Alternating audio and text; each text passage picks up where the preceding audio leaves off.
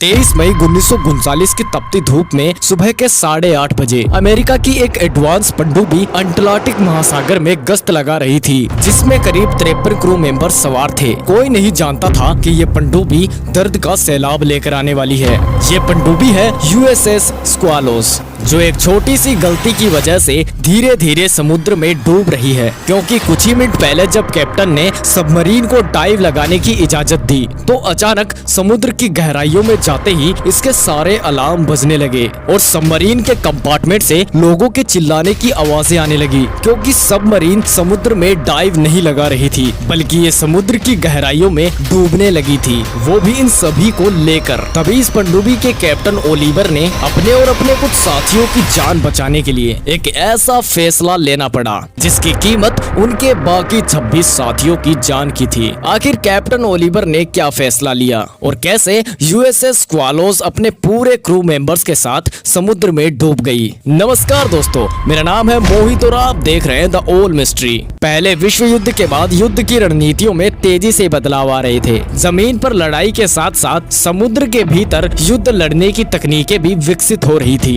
1920 का दशक सबमरीन तकनीक के लिए एक गोल्डन एरा माना जाता था। अमेरिका, ब्रिटेन और चीन जैसे बड़े देश अत्याधुनिक पनडुब्बियां विकसित कर रहे थे जो समुद्र की गहराइयों में दुश्मन को चौंका सकती थी। इसी दौड़ में अमेरिका ने 1937 में एक अत्याधुनिक सबमरीन बनाई, USS स्क्वालोस। ये सबमरीन अपने समय की सबसे उन्नत तकनीकों से लैस थी। 300 फीट गहराई में गोता लगाने की क्षमता, 21 नॉटिक्स की तेज सरफेस स्पीड और लंबे समय तक समुद्र में टिके रहने की क्षमता इसे बेहद खास बनाती थी। लेकिन कोई नहीं जानता था कि ये पनडुब्बी अपने युद्ध की क्षमताओं के कारण नहीं बल्कि एक भयानक हादसे के कारण जानी जाएगी। एक ऐसी ट्रेजेडी जिससे सबमरीन में सफर करने वाला दुनिया का हर नौसैनिक डरता है। 23 मई 1939 की सुबह USS स्क्वालोस ने पोर्ट्समाउथ नेवी यार्ड से अपनी पहली यात्रा शुरू की। सबमरीन के अंदर 53 क्रू मेंबर्स और 2 सिविलियन और एक जनरल मोटर का इंजीनियर मौजूद था, जिसका काम ईस्ट के दौरान सबमरीन के डिजाइन को एग्जामिन करना था। सबमरीन को चलाने वाले थे 34 साल के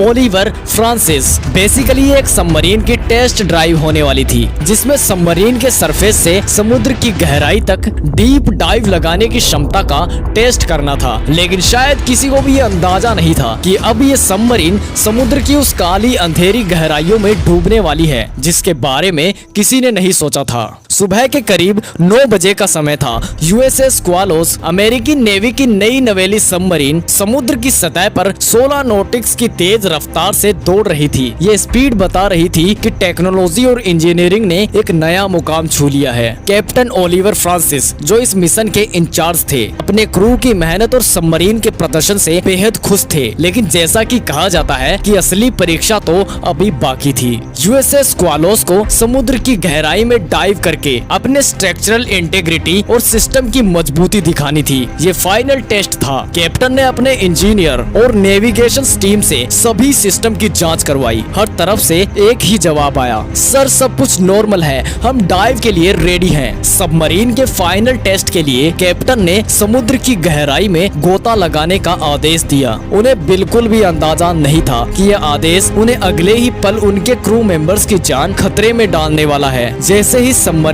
ने समुद्र में डाइव लगाई तो कुछ ही सेकंड्स में समुद्र के इंजन रूम से अचानक तेजी से धमाके जैसी आवाज आई। वहां मौजूद लोग अपनी जगह से उछल पड़े। चिल्लाने की आवाजें पूरे सबमरीन में गूंजने लगी। कैप्टन ओलिवर, जो कंट्रोल रूम में खड़े थे, अचानक उन चीखों को सुनकर चौकन्ने हो गए। लेकिन इससे पहले कि वो स्थिति को समझ पाते, कंट्रोल रूम में लगे इमरजेंसी अलार्म जोर जोर से बजने लगे। रेड लाइट पूरे कंट्रोल रूम में चालू हो चुकी थी। इंजन रूम में पानी तेजी से भर रहा था। ठंडे पानी की तेज धाराओं ने हर चीजों को उखाड़ फेंका। वहां मौजूद क्रू मेंबर्स, जो पल भर पहले अपनी ड्यूटी कर रहे थे, अब वे पानी से बचने की कोशिश में पागलों की तरह इधर उधर भाग रहे हैं। कैप्टन ओलिवर समझ चुके थे कि सबमरीन में कोई बड़ी गड़बड़ हो चुकी है। अब धीरे धीरे सबमरीन का अगला हिस्सा 45 डिग्री ऊपर उठ गया। हर कोई अपनी जगह पर गिर पड़ा। लेकिन एक वाटर टाइप सबमरीन में पानी घुसा कैसे? अब इसमें गलती ना तो कैप्टन ओलिवर की थी और ना ही ही किसी क्रू मेंबर की, बल्कि ये गलती थी सबमरीन के इंजीनियरिंग की। क्योंकि देखो इस सबमरीन को इस तरीके से डिजाइन किया गया था कि जब ये सरफेस पर ट्रेवल कर रही होगी तो इसके डीजल इंजन को ऑक्सीजन बाहर से मिल सके, जिसके लिए सबमरीन में कुछ इवेंट्स बनाए गए थे, जिनके ऊपर कुछ वाटर टाइप ऑटोमेटिक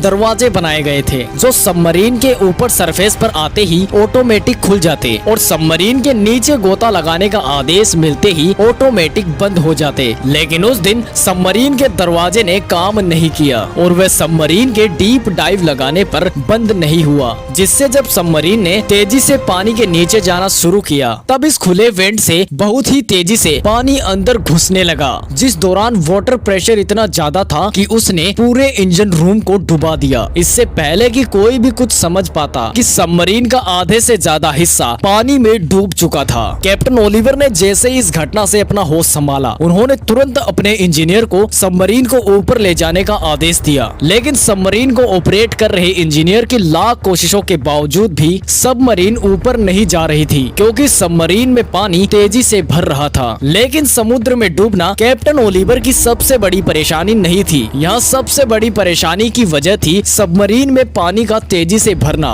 क्योंकि सबमरीन तो समुद्र में डूबने के लिए ही बनी होती है। यानी सबमरीन के डूबने पर भी कैप्टन ओलिवर और उनके साथियों की किस्मत अच्छी होने पर उन्हें बचाया जा सकता है। लेकिन अगर सबमरीन में पूरी तरह पानी भर जाता तो इन सभी की जान जाना तय है। जिस चीज से बचने के लिए कैप्टन ओलिवर को कैसे भी करके सबमरीन के बाकी बचे कंपार्टमेंट में पानी भरने से रोकना था, जिसका कैप्टन ओलिवर के पास एक तरीका तो था, लेकिन उसकी कीमत उनके बाकी 26 साथियों की जान की थी। तो दोस्तों यहाँ सबमरीन की अंदरूनी संरचना को देखा जाए तो ये engine room, torpedo room, battery compartment और कंट्रोल रूम जैसे सेक्शंस में बटी हुई थी, जो आपस में वाटर टाइट दरवाजों से जुड़े हुए थे। कैप्टन ओलिवर इस सबमरीन के डिजाइन के बारे में जानते थे और जैसे ही सबमरीन में तेजी से पानी भरना शुरू हुआ तब कैप्टन ओलिवर के पास कुछ सेकंड्स का समय था एक इम्पॉसिबल डिसीजन लेने का, और वह डिसीजन था कंट्रोल रूम में लगे वाटर टाइट दरवाजे को बंद करके उसे बाकी सबमरीन से सील कर देना। लेकिन क्योंकि सबमरीन के दूसरे कंपार्टमेंट में उनके ही लोग थे, इसीलिए ये डिसीजन लेना काफी मुश्किल होने वाला था,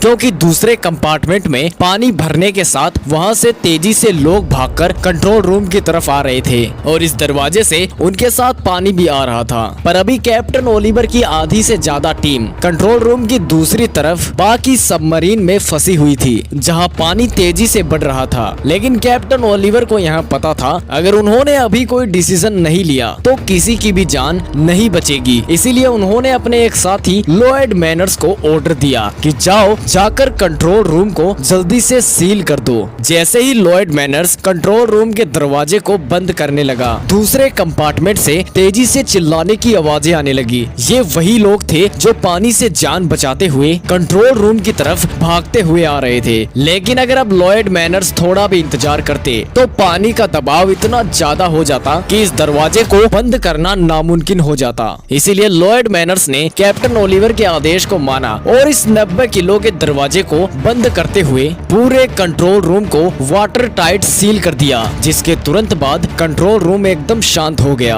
दूसरे कंपार्टमेंट में बचे जिन 26 लोगों की चिल्लाने की आवाजें आ रही थी अब वह बंद हो चुकी थी। साथ ही साथ पूरी सबमरीन में कंट्रोल रूम ही एक ऐसा हिस्सा था जहां पानी नहीं भरा था, क्योंकि इसके अलावा पूरी सबमरीन पानी से भर चुकी थी और समुद्र में तेजी से डूब रही थी। कैप्टन ओलिवर फ्रांसिस और उनके साथ कंट्रोल रूम में बचे कुछ क्रू मेंबर्स की हालत इतनी खराब हो चुकी थी, कैप्टन को पता था कि समुद्र का वाटर प्रेशर धीरे धीरे सबमरीन के स्ट्रक्चर को तोड़ने की कोशिश कर रहा है। यही वो डर था जो अब हर किसी के चेहरे पर साफ झलक रहा था। कैप्टन ओलिवर जानते थे कि यूएसएस स्क्वालोस को 76 मीटर यानी करीब 250 फीट की गहराई तक जाने के लिए डिजाइन किया गया था। इस गहराई पर सबमरीन का स्ट्रक्चर वाटर प्रेशर को संभाल सकता था, लेकिन दिक्कत ये थी कि समुद्र हर जगह पर एक जैसा नहीं होता। कई जगह ऐसी होती है जहां गहराई 1000 मीटर से भी ज्यादा होती है, और अगर यूएसएस स्क्वालोस किसी ऐसी ही जगह पर पहुंच चुकी थी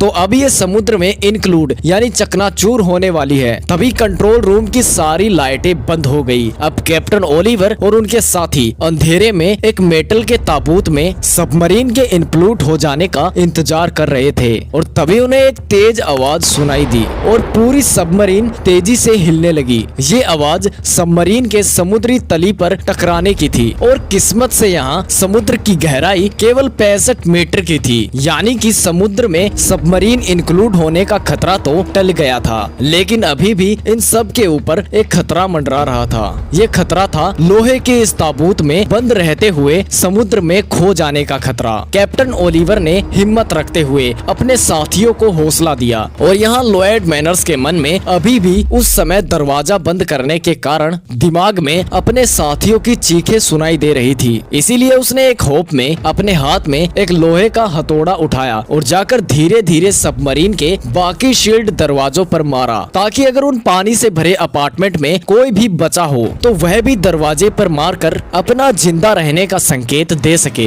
पर कई कोशिशों के बावजूद भी लॉयड मैनर्स को कोई भी आवाज नहीं आई, जिसका मतलब साफ था सबमरीन की दूसरी ओर 26 के 26 लोगों में से कोई भी जिंदा नहीं बचा है। पर दुख मनाने की जगह यहाँ इन सभी को अपनी जान बचाने की हर मुमकिन कोशिश करनी थी, क्योंकि कंट्रोल रूम में कुछ ही घंटों के लिए ऑक्सीजन बची हुई थी। ऊपर से अब सबमरीन का हीटिंग सिस्टम भी काम नहीं कर रहा था, जिसके कारण सबमरीन के अंदर का टेम्परेचर 2 डिग्री सेल्सियस तक पहुंच चुका था और 0 डिग्री पहुंचने ही वाला था, जिसके कारण सबमरीन की दीवारों पर बर्फ जमने लगी। अंदर बढ़ती हुई ठंड, ऑक्सीजन की कमी और अंधेरा और समुद्र की गहराइयों में हमेशा के लिए खो जाने का डर, इन सभी चीजों के चलते कई क्रू मेंबर्स की हालत तेजी से खराब हो रही थी। इसीलिए कैप्टन ओलिवर ने अपने साथियों को शांति से काम लेने के लिए कहा और हौसला दिया कि उन्हें कोई ना कोई तो समय रहते बचा ही लेगा। समुद्र की तलहटी में फंसी यूएसएस स्क्वालोस अब मौत और जिंदगी की लड़ाई का मैदान बन चुकी थी। कैप्टन ओलिवर और उनके साथी अभी भी अपनी बची हुई उम्मीदों के सहारे जिंदा थे। इस बीच सबमरीन के कंट्रोल रूम में मौजूद क्रू ने दूसरे जहाजों और सबमरीन से संपर्क साधने की कोशिश शुरू कर दी।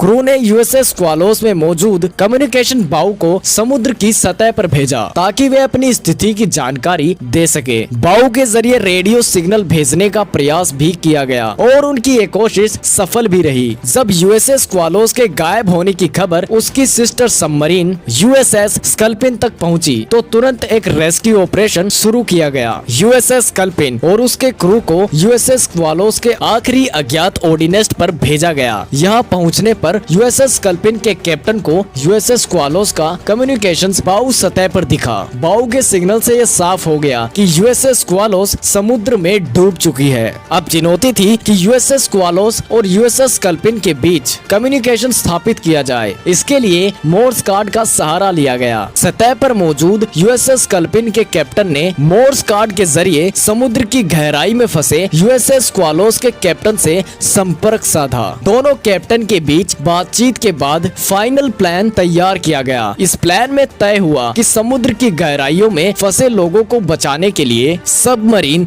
रेस्क्यू चैम्बर (SRC) का इस्तेमाल किया जाएगा। SRC एक विशेष उपकरण था जिसे समुद्र की गहराइयों में जाकर सबमरीन में फंसे हुए क्रू मेंबर्स को बाहर निकालने के लिए डिजाइन किया गया था। अमेरिकी नौसेना ने अपनी पूरी ताकत झोंक दी। ये ऑपरेशन आसान नहीं था। समुद्र का दबाव और खराब मौसम इस ऑपरेशन को और भी खतरनाक बना रहे थे। रेस्क्यू चैम्बर को धीरे धीरे समुद्र की गहराइयों में उतारा गया और यूएसएस स्क्वालोस के साथ जोड़ने की कोशिश की गई। हर एक कदम बहुत सावधानी से उठाया जा रहा था, क्योंकि एक भी गलती का मतलब था अंदर फंसे क्रू की मौत। ये ऑपरेशन पूरे 40 घंटे तक चला। इस दौरान SRC को कई बार समुद्र की गहराइयों में भेजा गया। हर बार कुछ क्रू मेंबर्स को बाहर निकाला गया। आखिरकार कंट्रोल रूम में बचे सभी क्रू मेंबर्स को सुरक्षित बाहर निकाल लिया गया। ये रेस्क्यू मिशन मानव साहस और तकनीकी क्षमता की एक मिसाल बन गया। लेकिन इस हादसे ने यह भी सिखा दिया कि समुद्र की ताकतों के सामने इंसान कितना कमजोर हो सकता है। वैसे दोस्तों, क्या कैप्टन का फैसला सही था? क्या उसको सबमरीन के दरवाजे को बंद करने का आदेश देना चाहिए था या नहीं? मुझे कमेंट में जरूर बताएं। और हाँ, वीडियो को बिना कहे एक लाइक और चैनल को सब्सक्राइब कर लीजिए, क्योंकि ऐसी ही मिस्टीरियस और डरावनी कहानियाँ हम इस पर लाते रहते हैं।